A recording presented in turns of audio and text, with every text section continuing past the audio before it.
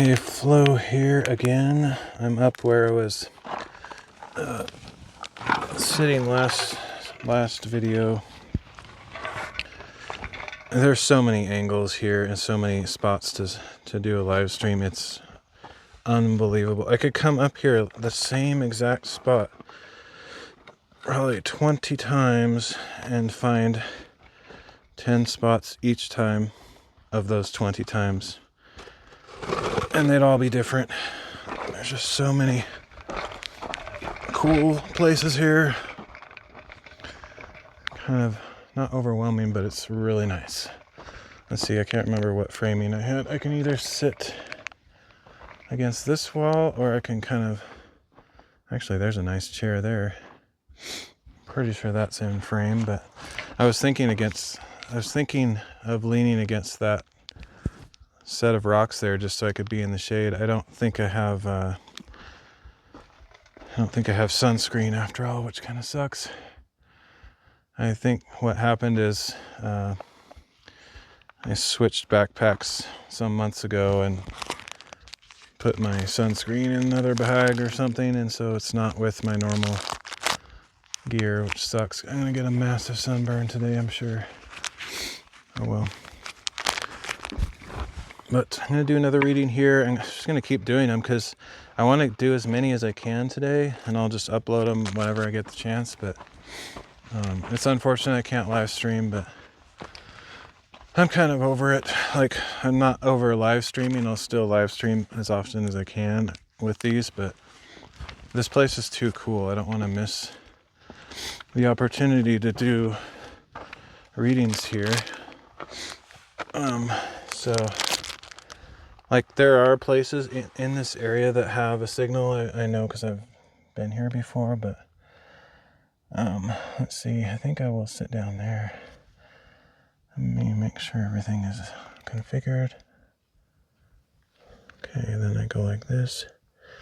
All right, everything looks good. The crazy thing is, like, even in the midst of these huge rocks and all this stuff, while there's not an amazing signal for live streaming, there's enough to use this Bible Slide app, which is really cool. And it's opening up all sorts of new possibilities for me, because that means I don't have to have like a stream-worthy signal to use this app. I have to have some kind of cell connection, otherwise it won't work, but it doesn't take much apparently. Okay, so this reading we will be reading the reading. Numbers 14 to 15, Psalm 90, and Luke chapter 18, 15 to 43. I just realized I really should have that logic be, if it's a single chapter, Psalm 90. If it's multiple, it'd be Psalms. That's how I like to do it, but I don't think it matters that much. Fairly interchangeable. Oh, this is actually really comfortable. I wish it was a little bit higher on the back so my back on my neck was shielded from the sun. I might just kind of put this back there or something. Look a little bit goofy, but oh well. I wish I brought sunscreen. That I have to remember that when I get home, to look for that and make sure I have it in my pack next time. There's so many cool places here. I can't believe it. I might be here all day just like finding new spots, because there's just infinite potential. I hope all my gear is working, like the verses are showing properly. I hope my mic is not cutting in and out. Sometimes these rocks, and I don't know if it's the iron in the rocks or something, disrupts the signal. I've noticed on some of my recordings it's a little bit choppy, which is annoying.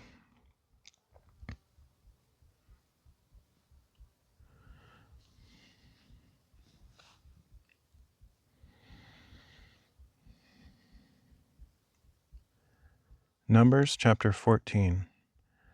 Then the whole congregation lifted up their voices and cried out, and that night the people wept. All the Israelites grumbled against Moses and Aaron, and the whole congregation said to them, "If only we had died in the land of Egypt, or if only we had died in the wilderness, or if only we had died in this wilderness.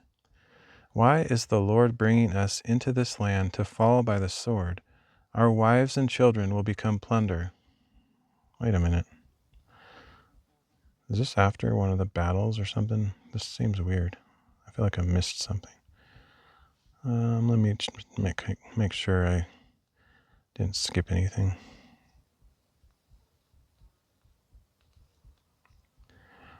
Let's see. Numbers 13. What was happening?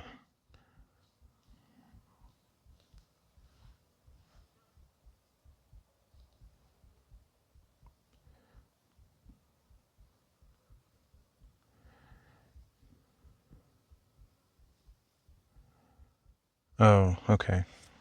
It's because of the bad report that the spies brought back. Okay.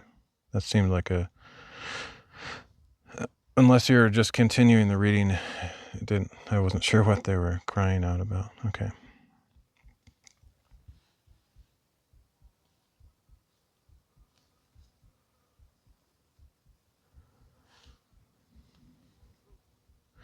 I'll start over so I don't mess it up.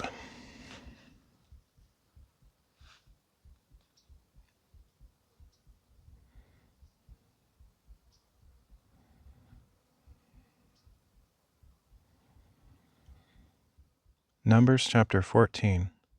Then the whole congregation lifted up their voices and cried out, and that night the people wept. All the Israelites grumbled against Moses and Aaron, and the whole congregation said to them, "If only we had died in the land of Egypt, or if only we had died in this wilderness. Why is the Lord bringing us into this land to fall by the sword? Our wives and children will become plunder. Would it not be better for us to go back to Egypt?" So they said to one another, "Let us appoint a leader and return to Egypt." Then Moses and Aaron fell face down before the whole assembly of the congregation of Israel. Joshua son of Nun and Caleb son of Jephunneh, who were among those who had spied out the land, tore their clothes, and said to the whole congregation of Israel, "The land we passed through and explored is an exceedingly good land. If the Lord delights in us, He will bring us into this land, a land flowing with milk and honey, and He will give it to us. Only do not rebel against the Lord, and do not be afraid of the people of the land, for they will be like bread for us. Their protection has been removed, and the Lord is with us. Do not be afraid of them." But the whole congregation threatened to stone Joshua and Caleb. Then the glory of the Lord appeared to all the Israelites at the tent of meeting. And the Lord said to Moses, "How long will this people treat me with contempt? How long will they refuse to believe in me, despite all the signs I have performed among them? I will strike them with a plague and destroy them, and I will make you into a nation greater and mightier than they are."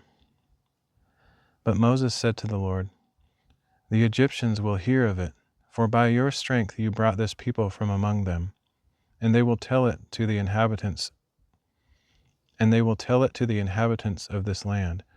They have already heard that you, O Lord, are in the midst of this people, that you, O Lord, have been seen face to face, that your cloud stands over them, and that you go before them in a pillar of cloud by day and a pillar of fire by night. If you kill this people as one man, the nations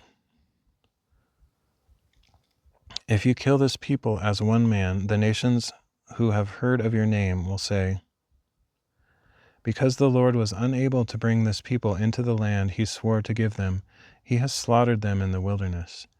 So now, I pray, may the power of my Lord be magnified, just as you have declared. The Lord is slow to anger and abounding in loving The Lord is slow to anger and abounding in loving devotion, forgiving iniquity and transgression. Yet He will by no means leave the guilty unpunished.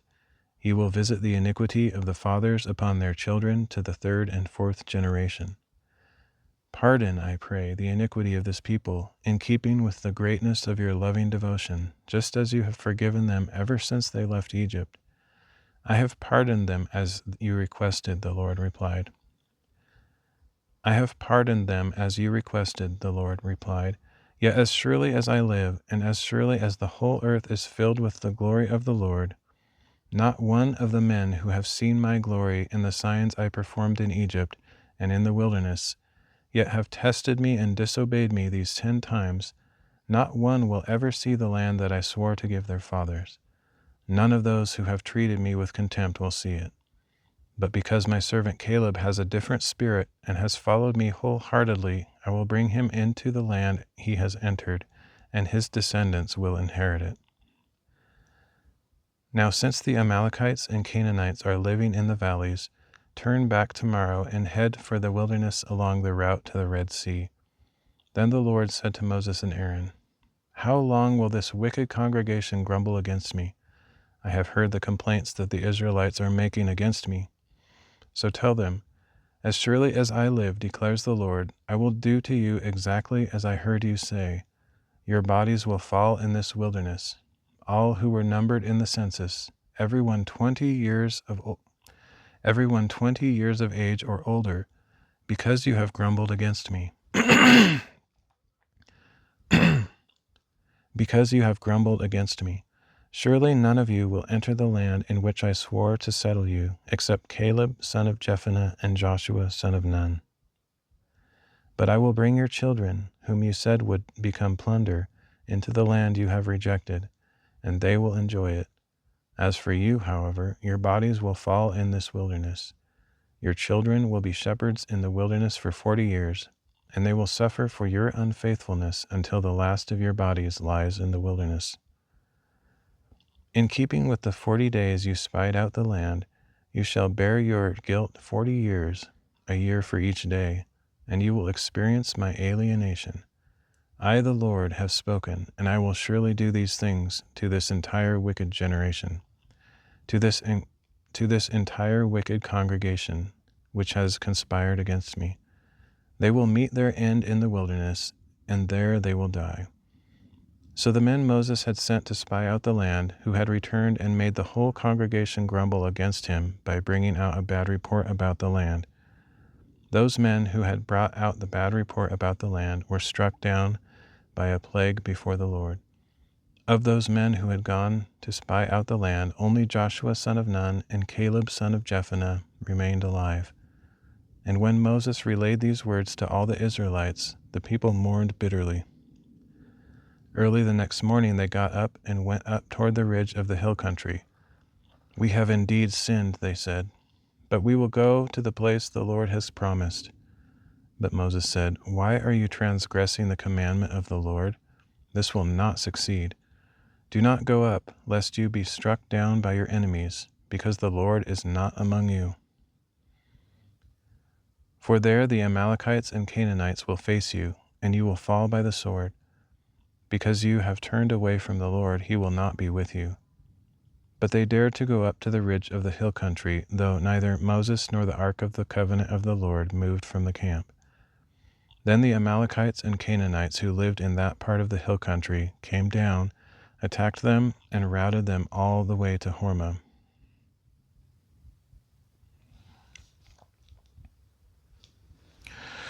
Oh man, this stuff is powerful. It's so obvious that all throughout the Bible really, but this section is just so obvious that everything that happens to them is not because of their strength or what they can do or anything they deserve. It's because of what God has chosen to do.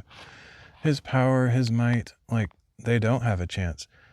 In reality, those people that gave the bad report, really, it's true, they could not do it, except that God is with them, and therefore it doesn't matter how big these giants are, how battle-hardened they are, how strong they are, it doesn't make any difference. It's the same attitude that King David had before he became king. When he faced Goliath, he's like, well, yeah, there's a huge giant there, but whoop-de-doo. We serve God. This is the God who created everything. This is the God who opened the Red Sea for the Israelites. He sent the 10 plagues on Egypt, all these things. He crushed the defense. I think I heard when it said that their defense has been removed essentially in Canaan. I think what I've heard that might mean is that Egypt actually had somewhat of an alliance, or they were one of their vassal states. I don't know how to say it, but like Canaan was kind of under Egypt. Egypt was like the higher power, but they had some form of relationship. And when God did what he did by thwarting the Egyptians and crushing them with the Red Sea, he basically cut their ties with Canaan so that they no longer had the protection of Egypt. So I've heard that. I don't remember if the Bible says that or they've just figured that out from archaeology and stuff like that. I can't remember where I've heard that, but I think I learned that kind of recently because I don't do a lot of studying like that, but I've been watching a bunch of videos about some of that stuff, and that's probably where I learned that. But anyway, got a couple more, three more chapters. One of them's pretty long, so my throat's kind of getting dry as usual with all these readings. I want to do another one right there, like with those yellow flowers, like really close to the camera, and there's the stuff in the background. There's so many cool spots here. It's crazy.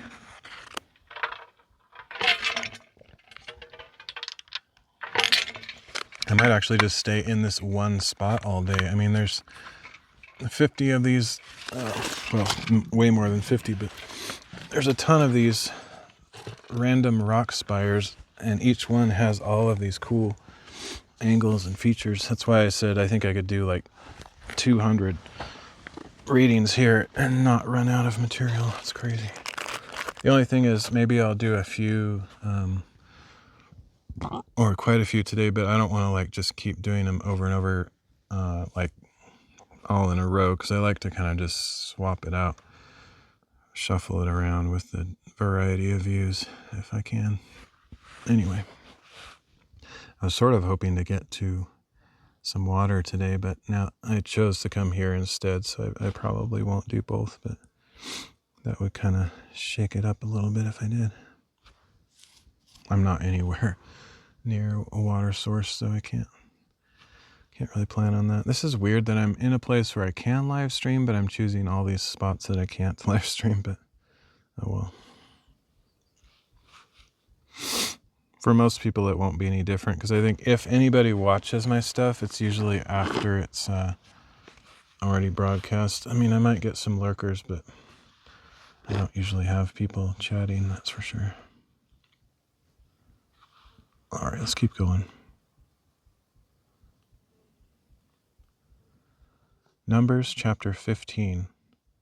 Then the Lord said to Moses, "Speak to the Israelites and tell them, after you enter the land that I am giving you as a home, and you present an offering made by fire to the Lord from the herd or flock to produce a pleasing aroma to the Lord, either a burnt offering or a sacrifice, for a special vow or free will offering or appointed feast. Then the one presenting his offering to the Lord shall also present a grain offering of 1/10 of an ephah of fine flour, mixed with 1/4 hin of olive oil. With the burnt offering or sacrifice of each lamb, you are to prepare 1/4 hin of wine as a drink offering. With a ram, you are to prepare a grain offering of 2/10 of an ephah of fine flour, mixed with 1/3 of a hin of olive oil, and 1/3 of a hin of wine as a drink offering, a pleasing aroma to the Lord. When you prepare a young bull as a burnt offering or sacrifice to fulfill a vow or as a peace offering to the Lord, present with the bull a grain offering of 3/10 of an ephah of fine flour mixed with 1/2 a hin of olive oil. Also present 1/2 a hin of wine as a drink offering. It is an offering made by fire, a pleasing aroma to the Lord. This is to be done for each bull, ram, lamb, or goat. This is how you must prepare each one, no matter how many. Everyone who is native born shall prepare these things in this way when he presents an offering made by fire as a pleasing aroma to the Lord. And for the generations to come, if a foreigner residing with you or someone else among you wants to prepare an offering made by fire as a pleasing aroma to the Lord, he is to do exactly as you do. The assembly is to have the same statute both for you and for the foreign resident. It is a permanent statute for the generations to come. You and the foreigner shall be the same before the Lord. The same law and the same ordinance will apply both to you and to the foreigner residing with you. Then the Lord said to Moses, "Speak to the Israelites and tell them, when you enter the land to which I am bringing you, and you eat the food of the land, you shall lift up an offering to the Lord. From the first of your dough, you are to lift up a cake as a contribution. Offer it just like an offering from the threshing floor. Throughout your generations, you are to give the Lord an offering from the first of your dough. Now, if you stray unintentionally and do not obey all these commandments that the Lord has spoken to Moses, and all that the Lord has commanded you through Moses from the day the Lord gave them and continuing through the generations to come, and if it was done unintentionally without the knowledge of the congregation, then the whole congregation is to prepare one young bull as a burnt offering, a pleasing aroma to the Lord, with its grain offering and drink offering according to the regulation, and one male goat as a sin offering. The priest is to make atonement for the whole congregation of Israel so that they may be forgiven, for the sin was unintentional, and they have brought to the Lord an offering made by fire and a sin offering presented before the Lord for their unintentional sin.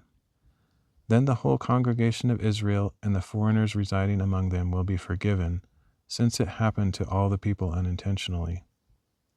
Also, if one person sins unintentionally, he is to present a year-old female goat as a sin offering. And the priest shall make atonement before the Lord on behalf of the person who erred by sinning unintentionally, and when atonement has been made for him, he will be forgiven. You shall have the same law for the one who acts in error, whether he is a native-born Israelite or a foreigner residing among you. But the person who sins defiantly, whether a native or foreigner, blasphemes the Lord. That person shall be cut off from among his people. He shall certainly be cut off, because he has despised the word of the Lord and broken his commandment. His guilt remains on him. While the Israelites were in the wilderness, a man was found gathering wood on the Sabbath day. Those who found the man gathering wood brought him to Moses, Aaron, and the whole congregation. And because it had not been declared what should be done to him, they placed him in custody.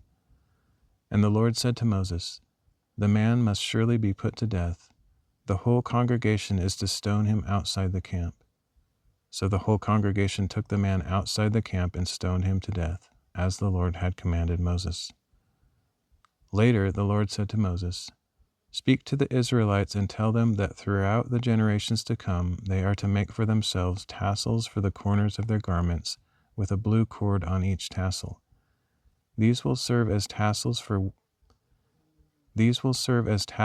you to look at, so that you may remember all the commandments of the Lord, that you may obey them and not prostitute yourselves by following your own heart and your own eyes. Then you will remember and obey all my commandments, and you will be holy to your God. I am the Lord your God, who brought you out of the land of Egypt to be your God. I am the Lord your God."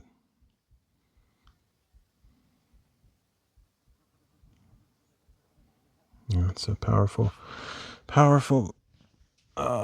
chapter. Man, all of this is kind of hitting me today more than some of the others have been. I didn't necessarily expect that to be the case in Numbers. I didn't remember what it was like exactly until I started reading it again.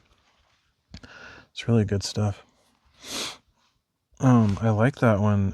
It's super convicting and important these days, especially because everybody has gone their own way. And it's like that verse that says, all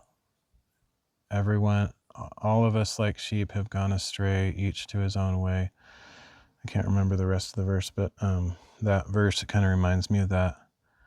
This verse 39, it says, you have to remember God's law, because like I was talking with Joe CND the other day on my live stream, before he arrived in chat, I was kind of wondering, just like, I don't know which of the Old Testament laws we are supposed to still observe in the modern times, because a lot of it was for Israel, and we as New Testament believers are under a new covenant, and it's not always clear what that means for the law. I still don't know the answer to that, but at the same time, it is super important, and like all these sacrifices show how serious it is, the sins that we commit, but we take it so lightly in our culture. In fact, we don't even like to call it sin. We've kind of erased the word sin from our collective vocabulary.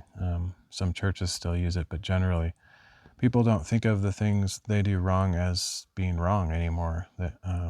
And so, yeah, it's very serious, and there is a very serious consequence for our sins. And without God's forgiveness, which is a contract that he sets the terms to, like, we have to do it his way. Like, the law is his law. We can't just make it up for ourselves, like verse 39 says that you may obey them and not prostitute yourselves by following your own heart and your own eyes. Like, there's a lot of people, I've heard this very commonly in this generation, that people basically, they're judging God a lot. Like, they leave the church because they don't like something they read in the Bible, or they um, think that Christianity is evil, or just whatever variation of that you want to come up with.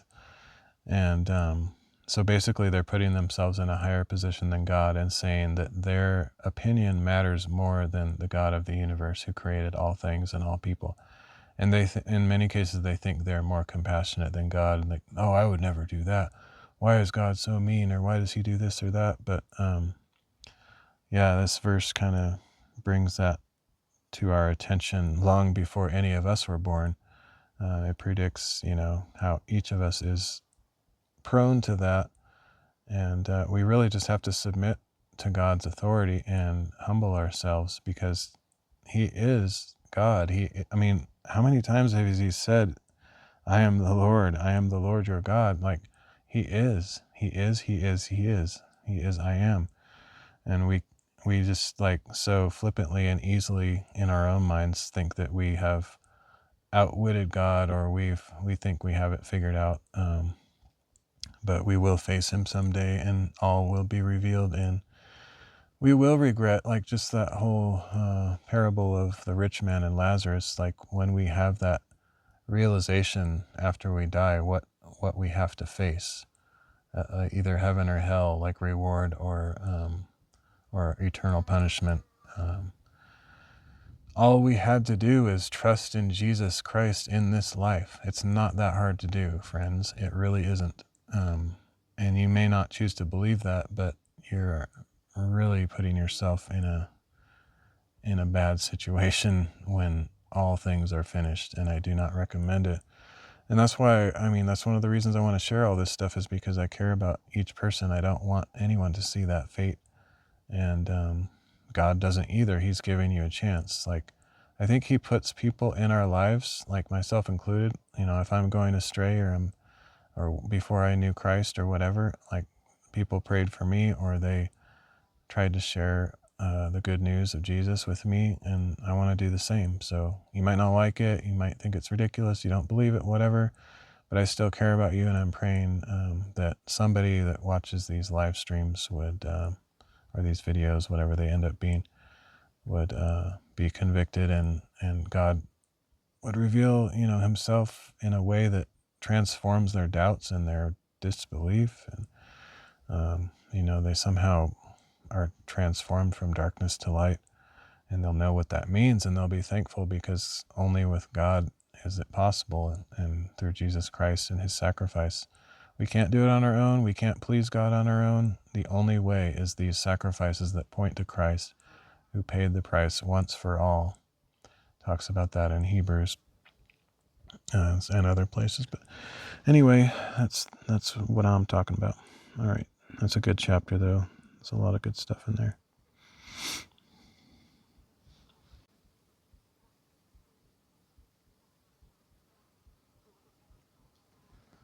Psalm chapter 90. A prayer of Moses, the man of God. Lord, you have been our dwelling place through all generations.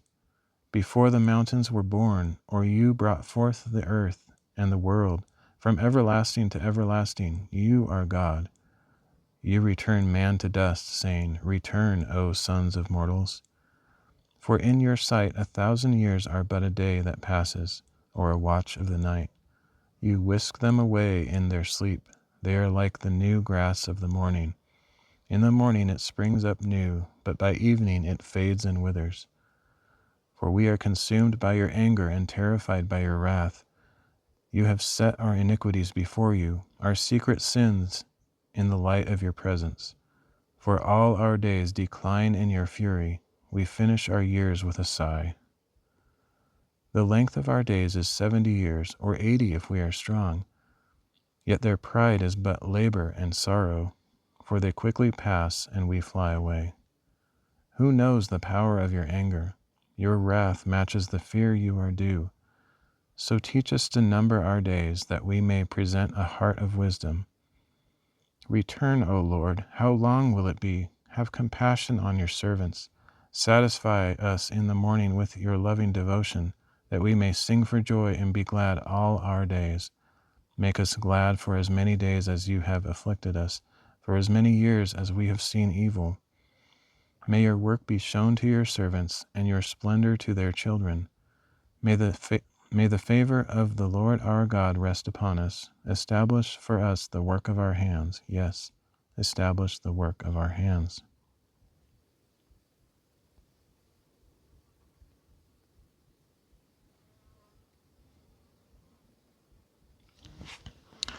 Yeah, it's. I remember the chapter or verses that we were reading a while back where Jesus is saying, if you were Abraham's children, you would believe in me, for he spoke of me. And then he talks about, like, they say, we follow Moses. We're not disciples of Jesus, talking about that man who was healed, I think. He's like, do you also want to be his disciples? And they're like, you're his disciple. We're the disciples we follow Moses. Anyway, the thing is, like, that whole Abraham thing, if you were sons of Abraham, you wouldn't want to be killing me. You'd follow me. You'd believe in me because Abraham saw me. And they're like, what? You're not even 50 years old, and yet you claim to have seen Abraham? And it's like, before Abraham was, I am. Jesus is God, by the way. It's very clear. Jesus is Yahweh. He's claiming it boldly. Anyway, it's so good. Like, but I don't remember what I was going to say. Shoot, my brain is so fried. I can't keep a line of thought, but I forgot my line of thought there. But let's see. It's gone. It's gone. Well, maybe you'll play it back, or I'll play it back later. And I'll be, oh yeah, I remember what I was thinking. But either the heat is getting to me, or I can't really. I'm so distractible. I can't keep. Like, that's why I say I'm not a teacher. I'm not a preacher. If I tried, if I was up in front of some group of people, like in a church or something, and I was trying to prepare a sermon or something, I would just be like, and then I'd be like, okay, let me find my notes. Oh my goodness, what was I saying? It would be a disaster. Oh my goodness. Plus, I'm not very good at remembering things. So I would try to put it all together, and it would be just a big mess. So sorry for that. I'll have to suffer through many of these moments on these videos or live streams. I kind of like leaving them unedited, though, so that you can see that I'm just a nobody that doesn't know what he's talking about. But I do believe that I'm supposed to do this, not because I'm special, but because God is special, and I want to make sure that in the small circle of influence that I have, that I do everything that I can to share my faith in him. And that sounds like the emphasis on my faith. No, it's more, I want to share him with you. Like, who cares about my faith? Like, I don't need to talk about that. But it's yeah, I want to share the Lord, and the time is short, and I don't know how long I have. It's like the whole 70, 80 years if you're lucky. Like these days, some people live to be 90, hundreds, but still, like it's just a breath. Like Moses said, we end with a sigh, like your last breath, essentially, like you're done, and God collects his breath back or whatever. So we have a limited amount of time, and the most important thing is to know Jesus, to know the Lord. And I just hope that more people believe. I know a lot of people think it's a joke, or they don't believe, but I really hope that someday, even though you're laughing or joking inside, having some response like that possibly, I hope that someday God will soften your heart. And I hope that it's not through all of these wanderings and difficulties, that usually that's what it takes. Because it's so much easier if you just choose to trust in him. Even if you don't know, you don't understand, you can still trust in God because he's worthy of your trust. I can promise you that. So anyway, that's the best I can do with that. Let's finish the last chapter for this reading. Then I have another angle right there, as long as all my gear is still working. I want to finish this week, or week 12 or whatever it was. Might even do another week if I feel like I have time. We'll see. I don't want to go too crazy, because I can definitely come back here a million times. Like it is quite a drive, but like this is a place that I can get to relatively easy, because the place that I park is kind of close to where I have to hike, so I don't have to it's relatively accessible. So anyway, I can come back. I don't have to do it all today. But I want to do at least that one. I'll at least finish this week.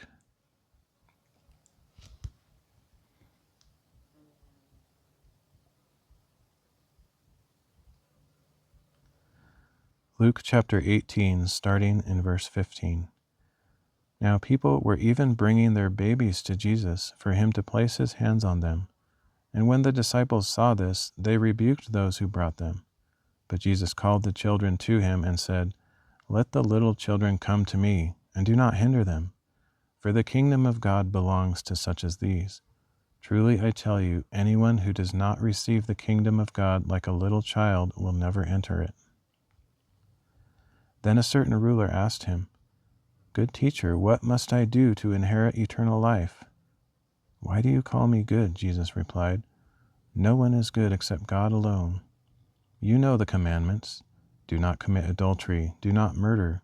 Do not steal. Do not bear false witness. Honor your father and mother.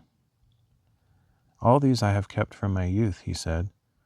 On hearing this, Jesus told him, You still lack one thing. Sell everything you own and give to the poor, and you will have treasure in heaven. Then come, follow me. But when the ruler heard this, he became very sad, because he was extremely wealthy.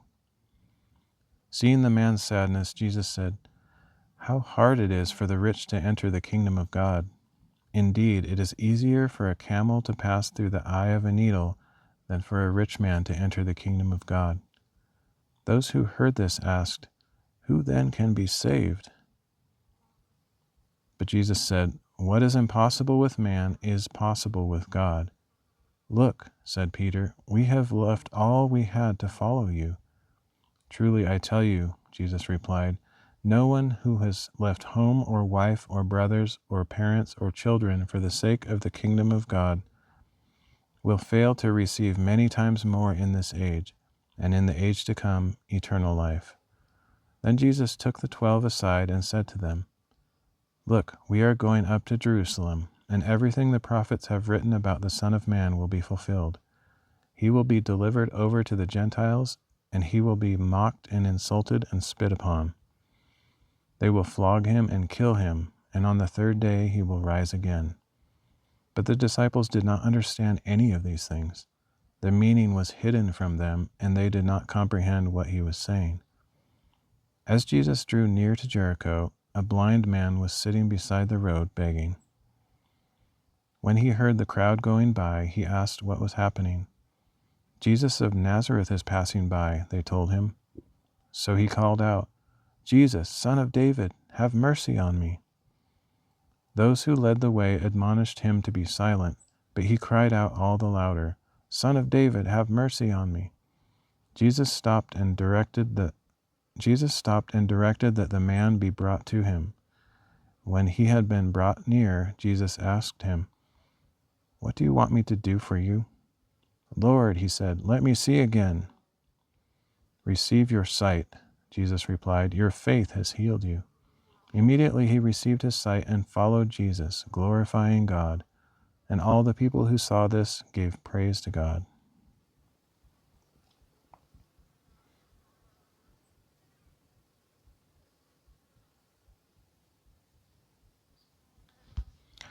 All right, that's it for that reading. I need to keep remembering to mark these off. I don't remember if I marked this reading spot yet either. I'm trying to mark these. I already missed one today. That first one where I was worried about the gun guys, I didn't mark it, so I'll have to look at it on the map and find where it is.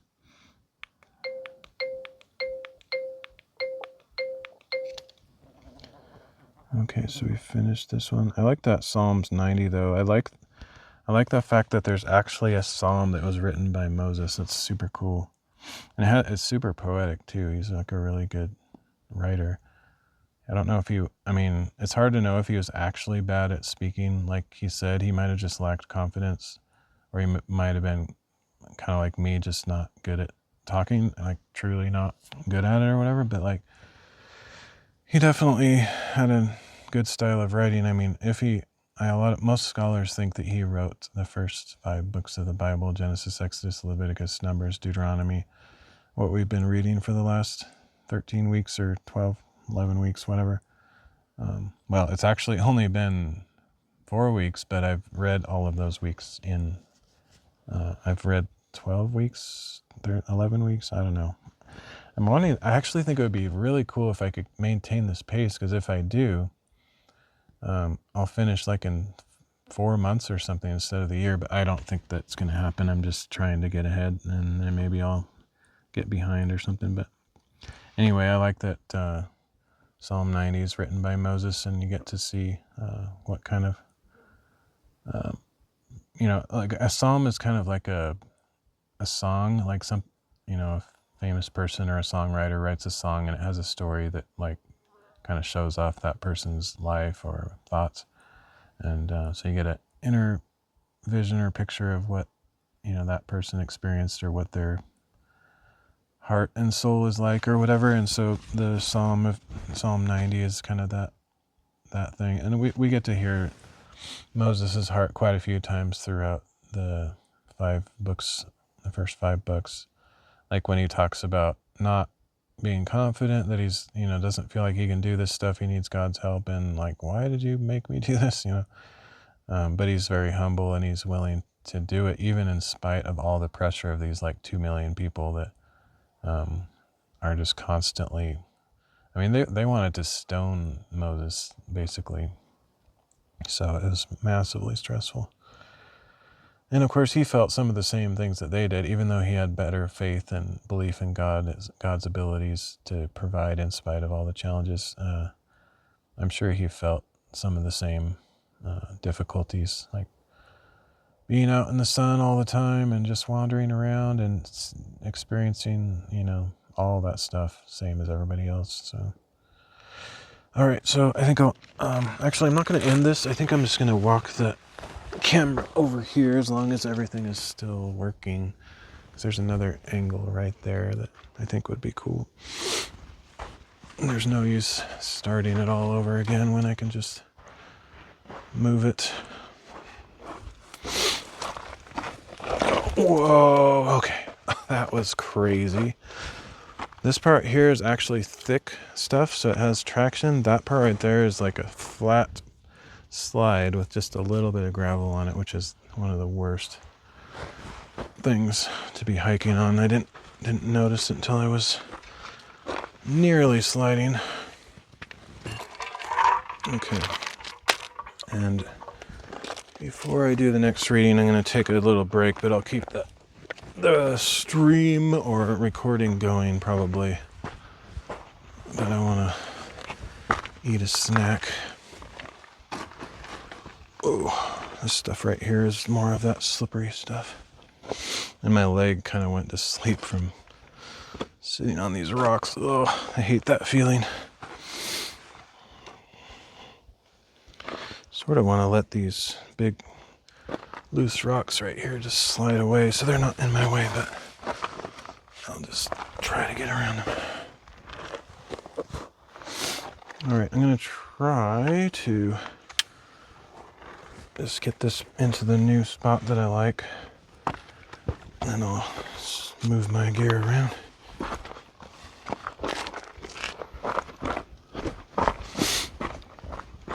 So I was eyeballing this little angle right here, if I can get the tripod in the right position. Seems like a pretty cool spot. Let's see.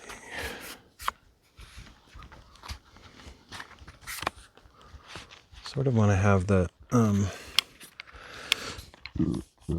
way I sort of envision it is having the camera kind of inside the flowers almost. I think that would look kind of cool. We'll see.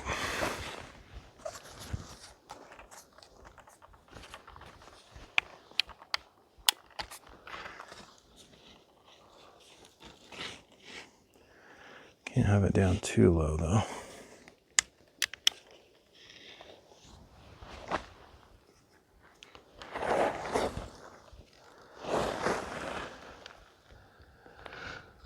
I think that's pretty nice.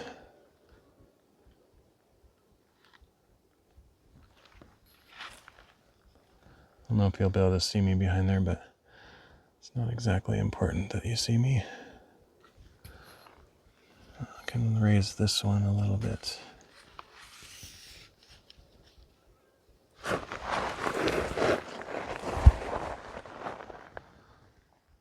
There we go.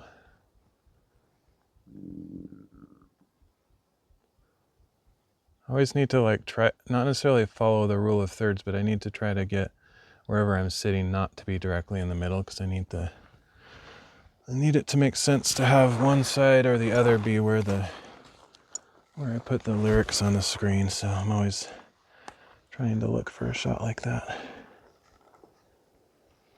which isn't always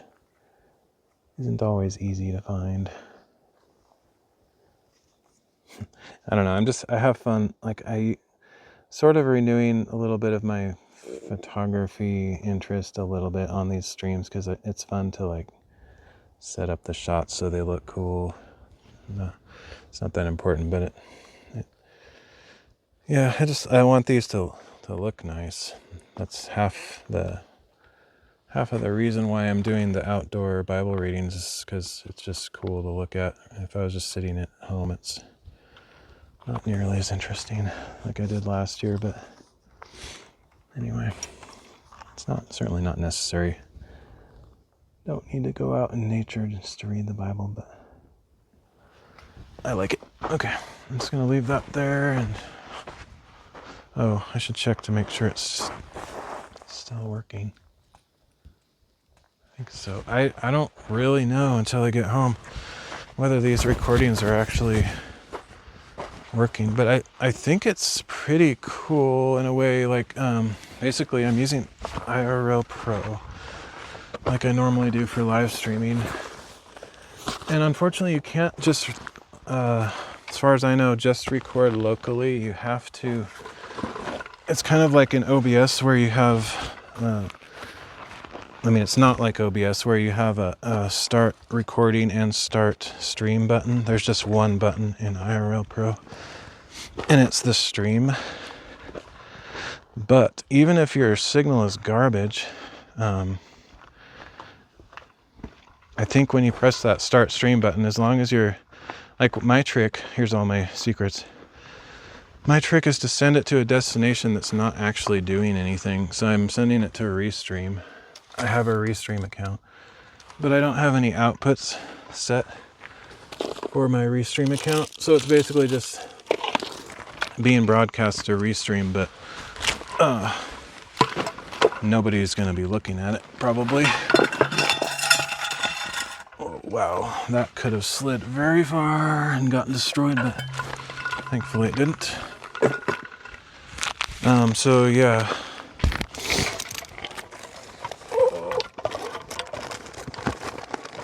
That's my tricks. In case you're wanting to do something similar, you can... it's actually better to just use your built-in camera app or a good camera to do this kind of thing, but the advantage to using IRL Pro instead is that I can have like overlays automatically recorded live. So I have this app that I'm using to put the scripture over the screen, for example. And that's the whole reason I'm using it, is so I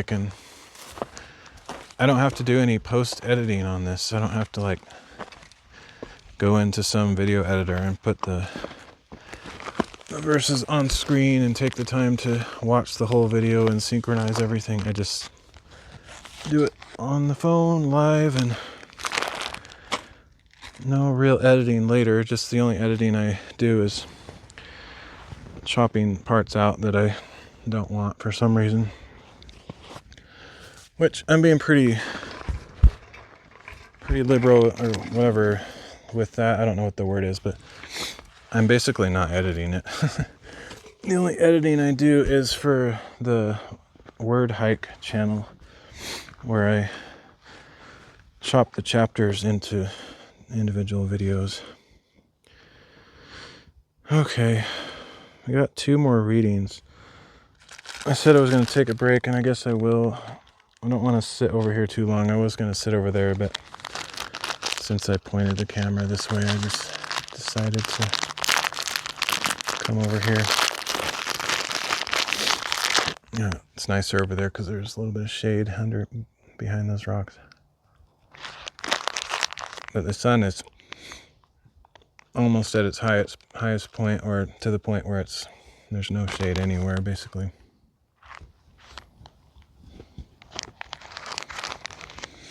One thing that's kind of relieving for me, just being honest, because I'm kind of an open book. I don't really care how awkward the things I say are most of the time. One thing that's easier for me about not live streaming is mentally I'm treating it like a live stream. I'm just talking. There's nobody here. There's nobody watching this. But I've been doing live streaming for 6 years now, so I'm used to just talking like this. But the easier part of it, or the advantage to doing it this way, is I don't have to worry about whether people are watching my stream or not. I don't really worry, but as a streamer, everybody knows this if you've streamed, you're always looking at your chat, and whether, not because you're like self-conscious and thinking, oh, I suck because I don't have any viewers, but you feel rude if you miss messages. At least I do. So I'm always looking at the chat window just in case, because there's kind of a time window where after a certain number of seconds, if you don't respond, people will just leave, So I try to always be looking. And so it's kind of nice not to have to do that on these fake live streams. I don't really need to sit down. I should just stand up for a minute. There are so many places. All of those rocks over there are really cool. I've spotted two specifically that I really want to stream, but I think I might just do 1 week, which is this reading that I'm about to do, and then one more. Otherwise, I could just stay here forever. And I think I was sort of planning on streaming in the morning, but then going back home and trying to work on the shop a little bit. And if I stay here too long, I know I'm just going to be like, oh, well, the day is over. I'll just wait till tomorrow. And that keeps happening. And usually it's because I sleep in too late or whatever. But I really need to get some things done. So I'll probably pick one more location, even though I look out there and it's like, oh, there's so many places. I'll just have to come back again because there's like infinite streaming material here. It's crazy. Or recording, Bible reading, whatever.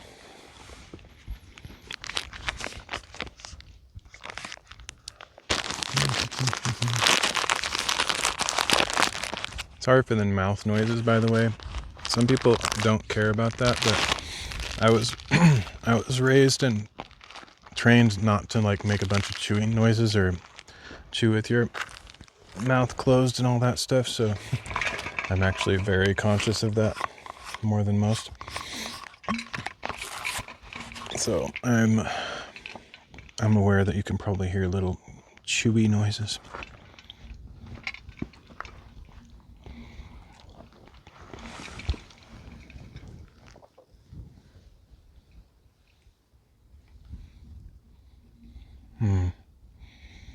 This is great. I actually do wish this was a live stream though. There's something special about doing it live, and the fact that even though I have almost nobody in chat ever on my Bible reading stuff, knowing that people could be lurking and just enjoying what I'm experiencing while it's happening, I think there's something pretty special about that, and I want to keep doing live streams. I don't really like YouTube content creation and editing videos, and that whole world is not really what I'm into. I'm more of a live streamer, so. But today I decided to compromise because there's so many cool places and not good enough signal, so I'm doing it this way today. And I'm giving myself the freedom to do that more in the future as well, because it gives me a lot of options for really scenic locations that don't have cell signal.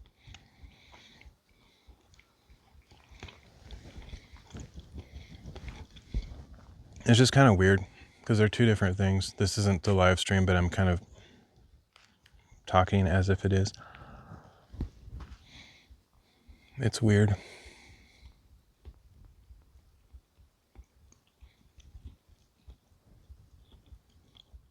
Plus, most people don't really watch live stream replays because, in my personal opinion, I'm totally this way. I basically never watch replays unless there was something that happened in a friend of mine's life that I want to review. Like, there's only a couple examples that I can think of. Like, Gives a Minute, my friend in Australia, I'll sometimes watch his replays because the topic he's discussing, I don't know if he's just doing this because he's clever. I think he really is. That's the whole reason.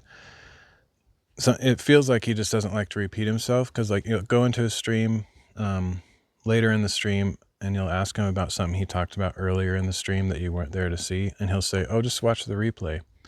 It's really clever because if I want to hear what happened, I can't. He often won't tell me because he doesn't.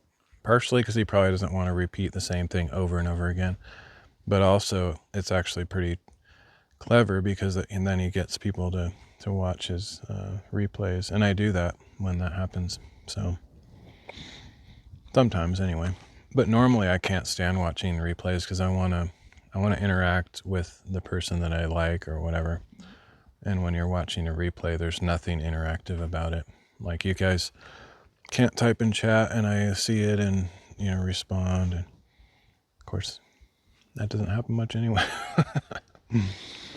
But you get the point. So this is really weird and unusual. I don't normally do it this way.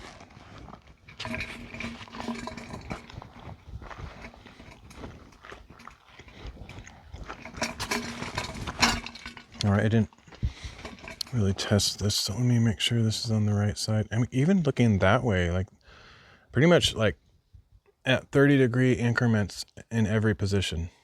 It's kind of like one of those virtual tours on a realtor's website or property owner type property selling agency, whatever you call those things. Or the mist games. You move to a position and then you can rotate around and see everything.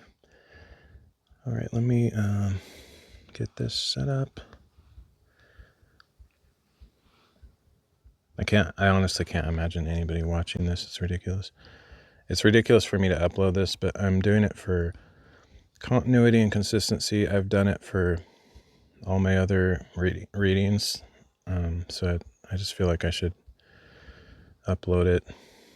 It feels stupid, but I do it anyway. Let's see, that was number 16, 17, Luke. Okay. That needs to be on the left. I can't see the screen. Bible right, Bible left. Okay, there we go. And then there, good, it's working.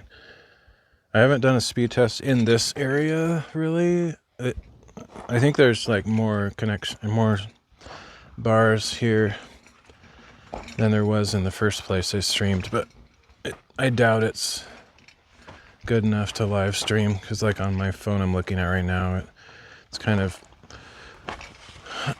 bouncing between 2 and 3 bars, which usually is not very great. There's times though when I've streamed on 2 bars.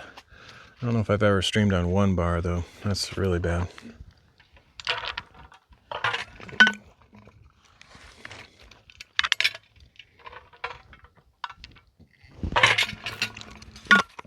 Okay. Let's see if we can get through this without getting heat stroke or something. It's really hot. And this is not very comfortable. Let me see. I don't want to like disrupt these rocks too much. Actually, they don't come off as I thought. That top rock might come off and then I'd have a flatter area, but this is actually decent, I think.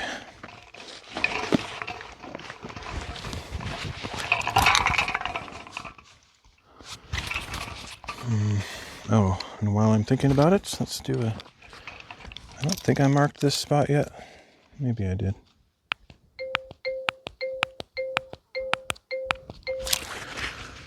I'll have 2 markers if I did. That's fine.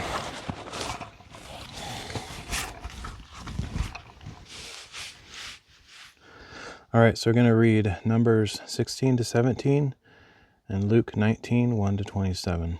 This will be a little bit shorter. That's good because I'm in the sun, so I'm guaranteed to have a sunburn today. That's for sure.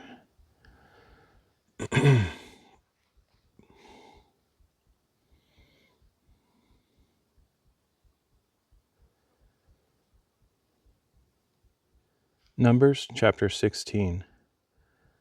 Now Korah, son of Izhar, the son of Kohath, son of Levi, along with some Reubenites, Dathan and Abiram, sons of Eliab, and On, son of Peleth, conducted a rebellion against Moses, along with 250 men of Israel, renowned as leaders of the congregation and representatives in the assembly.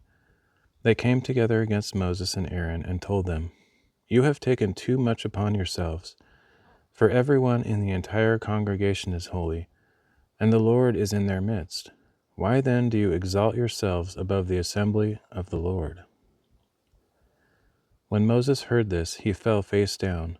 Then he said to Korah and all his followers, "Tomorrow morning the Lord will reveal who belongs to him and who is holy, and he will bring that person near to himself. The one he chooses he will bring near to himself. You, Korah, and all your followers are to do as follows. Take censers, and tomorrow you are to place fire and incense in them in the presence of the Lord. Then the man the Lord chooses will be the one who is holy. It is you, sons of Levi, who have taken too much upon yourselves." Moses also said to Korah, "Now listen, you sons of Levi, is it not enough for you that the God of Israel has separated you from the congregation of Israel and brought you near to himself to perform the work at the Lord's tabernacle and to stand before the congregation to minister to them? He has brought you near, you and all your fellow Levites, but you are seeking the priesthood as well. Therefore it is you and all your followers who have conspired against the Lord. As for Aaron, who is he that you should grumble against him? Then Moses summoned Dathan and Abiram, the sons of Eliab, and they said, "We will not come. Is it not enough that you have brought us up out of a land flowing with milk and honey to kill us in the wilderness? Must you also appoint yourself as ruler over us? Moreover, you have not brought us into a land flowing with milk and honey, or given us an inheritance of fields and vineyards. Will you gouge out the eyes of these men? No, we will not come." Then Moses became very angry and said to the Lord, "Do not regard their offering. I have not taken one donkey from them, or mistreated a single one of them." And Moses said to Korah, "You and all your followers are to appear before the Lord tomorrow, you and they and Aaron. Each man is to take his censer, place incense in it, and present it before the Lord, 250 censers. You and Aaron are to present your censers as well." So each man took his censer, put fire and incense in it, and stood with Moses and Aaron at the entrance to the tent of meeting. When Korah had gathered his whole assembly against them at the entrance to the tent of meeting, the glory of the Lord appeared to the whole congregation. And the Lord said to Moses and Aaron, "Separate yourselves from this congregation, so that I may consume them in an instant." But Moses and Aaron fell face down and said, O God, the God of the spirits of all flesh, when one man sins, will you be angry with the whole congregation?" Then the Lord said to Moses, "Tell the congregation to move away from the dwellings of Korah, Dathan, and Abiram." So Moses got up and went to Dathan and Abiram, and the elders of Israel followed him. And he warned the congregation, "Move away now from the tents of these wicked men. Do not touch anything that belongs to them, or you will be swept away because of all their sins." So they moved away from the dwellings of Korah, Dathan, and Abiram. Meanwhile, Dathan and Abiram had come out and stood at the entrances to their tents with their wives and children and infants. Then Moses said, "This is how you will know that the Lord has sent me to do all these things, for it was not my own doing. If these men die a natural death, or if they suffer the fate of all men, then the Lord has not sent me.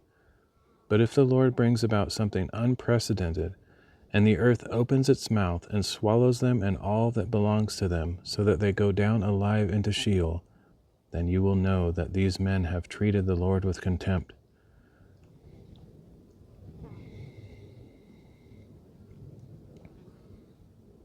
As soon as Moses had finished saying all this, the ground beneath them split open, and the earth opened its mouth and swallowed them and their households, all Korah's men and all their possessions. They went down alive into Sheol with all they owned. The earth closed over them, and they vanished from the assembly. At their cries, all the people of Israel who were around them fled, saying, "The earth may swallow us too." And fire came forth from the Lord and consumed the 250 men who were offering the incense. Then the Lord said to Moses, Tell Eleazar, the son of Aaron the priest, to remove the censers from the flames and to scatter the coals far away, because the censers are holy. As for the censers of those who sinned at the cost of their own lives, hammer them into sheets to overlay the altar, for these were presented before the Lord, and so have become holy. They will serve as a sign to the Israelites. So Eleazar the priest took the bronze censers brought by those who had been burned up, and he had them hammered out to overlay the altar, just as the Lord commanded him through Moses. This was to be a reminder to the Israelites that no outsider who is not a descendant of Aaron should approach to offer incense before the Lord, lest he become like Korah and his followers. The next day the whole congregation of Israel grumbled against Moses and Aaron, saying, "You have killed the Lord's people." But when the congregation gathered against them, Moses and Aaron turned toward the tent of meeting, and suddenly the cloud covered it, and the glory of the Lord appeared.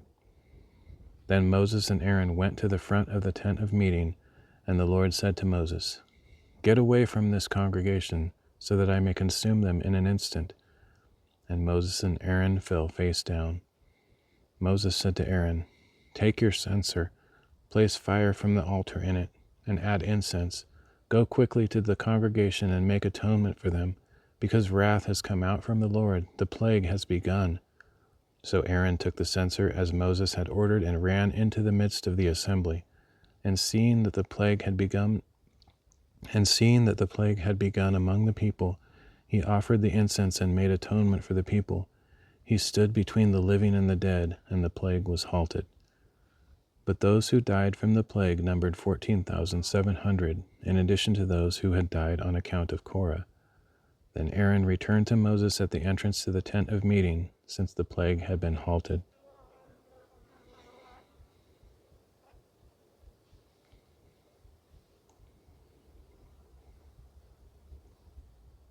Numbers chapter 17. And the Lord said to Moses, "Speak to the Israelites and take them from 12 staffs." Start over, I messed that up.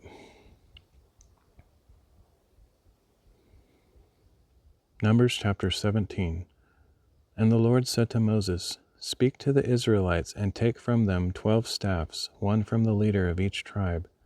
Write each man's name on his staff, and write Aaron's name on the staff of Levi, because there must be one staff for the head of each tribe. Place the staffs in the tent of meeting in front of the testimony where I meet with you. The staff belonging to the man I choose will sprout, and I will rid myself of the constant grumbling of the Israelites against you." So Moses spoke to the Israelites, and each of their leaders gave him a staff, one for each of the leaders of their tribes, 12 staffs in all, and Aaron's staff was among them. Then Moses placed the staffs before the Lord in the tent of the testimony. The next day Moses entered the tent of the testimony and saw that Aaron's staff, representing the house of Levi, had sprouted, put forth buds, blossomed, and produced almonds.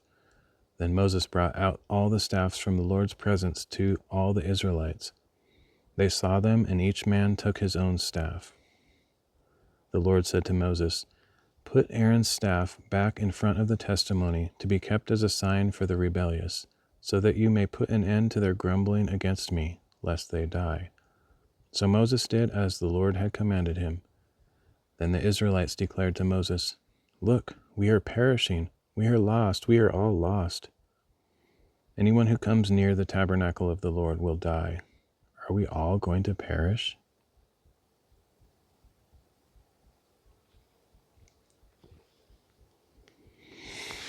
Whew. All right. One more chapter on this reading, and then I think I have a place in mind. There's so many options here. I wouldn't be surprised, honestly, if I went to the top of that highest rock if there was a cell signal. Even right here where I'm sitting is better than over there. I think there's probably a cell tower over there somewhere. It'd be kind of fun to do at least one live stream while I'm here. We'll see.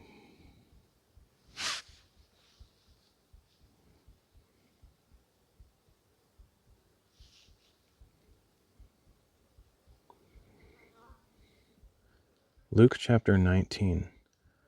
Then Jesus entered Jericho and was passing through. And there was a man named Zacchaeus, a chief tax collector who was very wealthy. He was trying to see who Jesus was, but could not see over the crowd because he was small in stature. So he ran on ahead and climbed a sycamore tree to see him, since Jesus was about to pass that way. When Jesus came to that place, he looked up and said, "Zacchaeus, hurry down, for I must stay at your house today." So Zacchaeus hurried down and welcomed him joyfully. And all who saw this began to grumble, saying, "He has gone to be the guest of a sinful man." But Zacchaeus stood up and said to the Lord, "Look, Lord, half of my possessions I give to the poor, and if I have cheated anyone, I will repay it fourfold." Jesus said to him, "Today salvation has come to this house, because this man too is a son of Abraham. For the Son of Man came to seek and to save the lost." While the people were listening to this, Jesus proceeded to tell them a parable, because he was near Jerusalem, and they thought the kingdom of God would appear imminently. So he said, "A man of noble birth went to a distant country to lay claim to his kingship and then return. Beforehand he called 10 of his servants and gave them 10 minas. Conduct business with this until I return, he said. But his subjects hated him and sent a delegation after him to say, We do not want this man to rule over us. When he returned from procuring his kingship, he summoned the servants to whom he had given the money to find out what each one had earned. The first servant came forward and said, Master, your mina has produced 10 more minas. His master replied, Well done, good servant. Because you have been faithful in a very small matter, you shall have authority over 10 cities. The second servant came and said, Master, your mina has made 5 minas. And to this one he said, You shall have authority over 5 cities. Then another servant came and said, Master, here is your mina, which I have laid away in a piece of cloth, for I was afraid of you, because you are a harsh man. You withdraw what you did not deposit, and reap what you did not sow.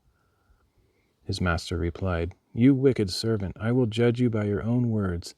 So you knew that I am a harsh man, withdrawing what I did not deposit and reaping what I did not sow? Why then did you not deposit my money in the bank, and upon my return I could have collected it with interest? Then he told those standing by, Take the mina from him and give it to the one who has 10 minas. Master, they said, he already has 10. He replied, I tell you that everyone who has will be given more, but the one who does not have, even what he has will be taken away from him.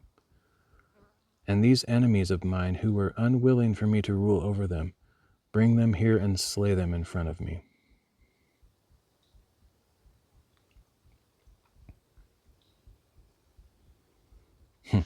So many parallels in this reading plan. It's unbelievable, actually.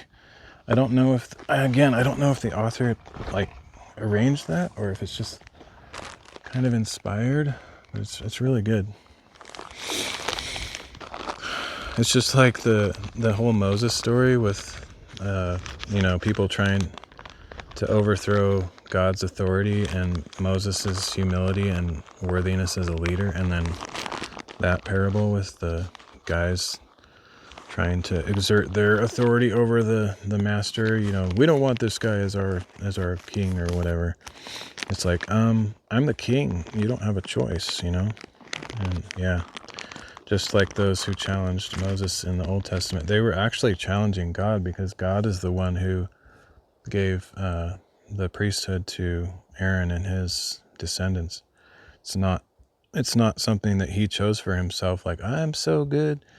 It's what God chose. And so they were actually defying God, not Aaron, not Moses. And it's the same with that story. It's representative of us as God's creations, saying, we know more than you, like saying that our way is better than his. And the ultimate destination for those who think they know more than God is not a good one. It's, yeah.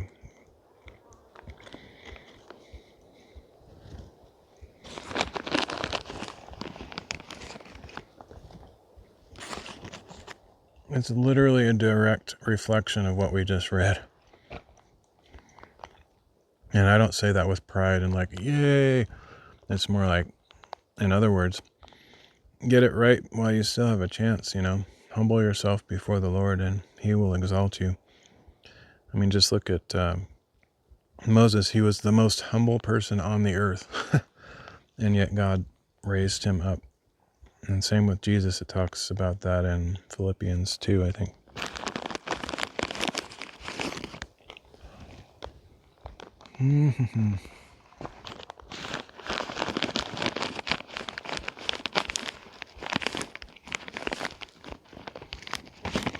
Oh, so many places.